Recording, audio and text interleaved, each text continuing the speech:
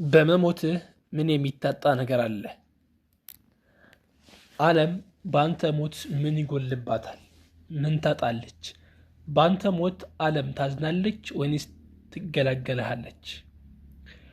ሞት የሰው ልጅ ሁሉ የሚቀምሰው በጣም ለብዙዎቹ መራራ፣ በጣም ለጥቂቶቹ ጣፋጭ የሆነ ነገር ነው። ሁሉም ሰው ይሞታል። በታሪክ ውስጥ ከሞት ስለመትረፉ የተነገረለት አንድም ሰው አይገኝም። ሞት አንድ ቢሆንም የሁሉም ሰው ሞት ግን እኩልና አንድ አይነት አይደለም። በሞቱ ዓለምን የሚጎዳና ብዙ ነገር የሚቀንስ ሰው አለ። በተቃራኒው በሞቱ ዓለምን አንዳች ነገር የማይጎዳና ምንም የማይቀንስ ሰው አለ። ከፊሎች ቢሞቱም እንኳ ስራቸውና ያበረከቱት በጎ አስተዋጽኦ ሕያው ሆኖ ይቀጥላል።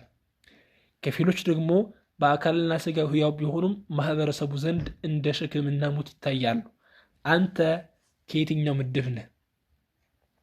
በመኖሬ ምን ነገር አበርክቻለሁ?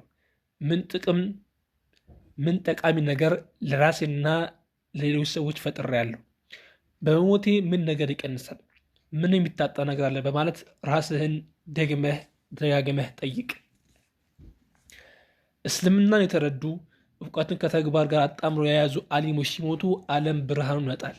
መኖራቸው ከፍተኛ ጠቀሜታ ስለነበረው ሞታቸው ከፍተኛ ጎጂ ይሆናል።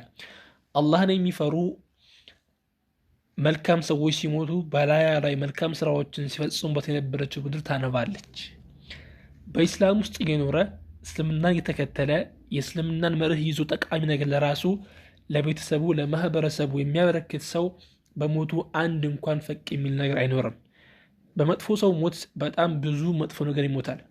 በእባብ ሞት መርዙ እንደሚቀበረው መሬት እረፍት ታገኛለች። በመልካም ሰው ሞት በጣም ብዙ መልካም ነገሮች ይሞታሉ። በንብ ሞት ማር እንደሚጠፋ ሁሉ አንቺ ከየትኛው ምድብ ነህ? ከየትኛው ምድብ ነሽ? ከመጀመሪያው ወይንስ ከመጨረሻው? ሞትህ ሰዎችን ይጎዳል ወይንስ አንተን ብቻ ይጎዳል?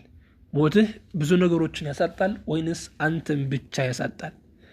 በመልካምነትህ በበጎ አስተዋጽኦ አበርካችነትህ ታሪክ ያስታውስሃል ወይንስ በከንቱነትህ ጥቅም የማትሰጥ በመሆንህና ያበረከትከው መልካም ነገር ስለሌለ ታሪክ ይረሳሃል?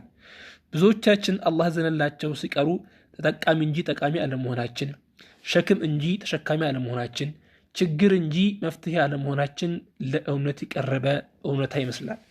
ጥቂት ጊዜ አንዳንዶቻችን ፈረስ ነን፣ ብዙ ጊዜ ግን ብዙዎቻችን ፈረሱ የሚንጎትተው ጋሪ ነን። አንተ በሞትህ ምን የሚታጣ ነገር አለ? ኢስላም ምን ያጣል? እውቀት ምን ነገሩ ይጎልበታል? በረሱላችን ሰለላሁ ዐለይሂ ወሰለም ሞት በሰሓቦች ላይ ፀሐይ ጠልቃለች፣ የቀን ብርሃን ጨልሟል። በረሱል ሰለላሁ ዐለይሂ ወሰለም ሞት ግማሽ፣ ሩብ፣ 3/4 ሳይሆን ሙሉ ነገር ጠፍቷል። በአቡበከር ሞት ኢስላም ወንድ ልጁን አጥቷል። በሰዓድ ብን ሙዓዝ ሞት የራሕማን አርሽ ተንቀጥቅጧል። በኢብኑ ተይሚያ ሞት እውቀት አባቱ ሞቶበታል። በኢማሙ አሕመድ ሞት ሱና ተግባሩ ተሰውሮበታል።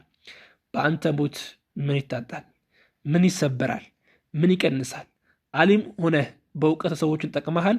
መሐንዲስ ሆነ ሰዎች የሚጓዙበትን መንገድ ቀይሰሃል። ምሁር ሆነህ ማህበረሰቡን አገልግለሃል። ዶክተር ሆነህ በሽተኞችን ፈውሰሃል። የታረዘን አልብሰሃል። ውሃ አፍልቀሃል። መስጂድ አንጸሃል። በጭንቀት የተወጠረን ሰው ረድተሃል። ልጆችህን በእስላም አንጸህ በእውቀት አሳድገሃል። የአላህ መልእክተኛ በአንድ ሐዲታቸው አላህ ዘንድ ይበልጥ ተወዳጅ የሆነ ሰው ማለት ለሰዎች ይበልጥ ጠቃሚ የሆነ ሰው ነው በማለት ተናግረዋል። ከኢስላም አንድ ብለን ለመነሳት ጉዟችንን እንጀምር። እንደ ሙስሊም አንድ ጠቃሚ ነገር በዘርፋችንና በተሰጧችን እናበርክት። ዓለም ላይ አንድ ጭማሪ ነገር እናደርጋለን እንጂ አንድ ጭማሪ ነገር አንሆንም። የላይኛው እጅ ከታችኛው እጅ ይሻላል። ሰጪ መሆን ተቀባይ ከመሆን ይሻላል። አመንጭ መሆን የመነጨውን ከመጠጣት ይበልጣል። የስንፍናን እንቅልፍ ከመጎንጨት የጥረትን ልብ ማውረድ ያስደስታል። ታሪክ ሰሪ መሆን ያኮራል። ታሪክ አንባቢ መሆን ብቻ ግን ያሳፍራል። የኢስላምን ታሪክ አንገታችን ጠምዘን እንመልከት። ሙስሊሞች በተለያዩ ዘመናት ምን ሰሩ? ምን አስተዋጽኦ በረከቱ? ይህን ማወቅ ይጠቅመናል። ትናንቱን የማያውቅ ትውልድ ዛሬን መኖር ነገም መገንባት አይችልም። ቀደምቶቻችን የሰሩትን ደማቅ ታሪክ ከማንበብ ዘለለ ዛሬ ላይ እኔ፣ አንተና አንቺ በታሪክ መዛግብት ላይ ሊጻፍ የሚችሉ ታላላቅ ገድሎችን መስራት የግድ ይላል። ሁላችንም እንሞታለን፣ እንቀበራለን። ስንቀበር ግን ከቀብር በላይ ስማችን የሚያስታውሰን አንድ መልካም ነገር ለኢስላም ለማህበረሰባችንና ለሰው ልጆች በአጠቃላይ እናበርክት። ታሪክ የሚወቅስን ሳይሆን ታሪክ የሚያወድስን ሰዎች መሆን አለብን። በሞታችን እኛ ብቻ ሳንሆን ከኛ ጋር በጣም ብዙ ነገሮች የሚታጡ መሆን አለበት። ዑመር ሲሞት ኢስላም ሩሑህ ጀግናውን አጥቷል። ሐምዛ ሲሞት ኢስላም አንበሳውን አጥቷል። አቡ ዑበይዳ ሲሞት ኢስላም ታማኙን አጥቷል። አንተ ስትሞት ኢስላም ምን ያጣል? ማህበረሰቡ ምን ይጎልበታል? ራስን ጠይቅ። በሞትህ ምን የሚታጣ ነገር አለ?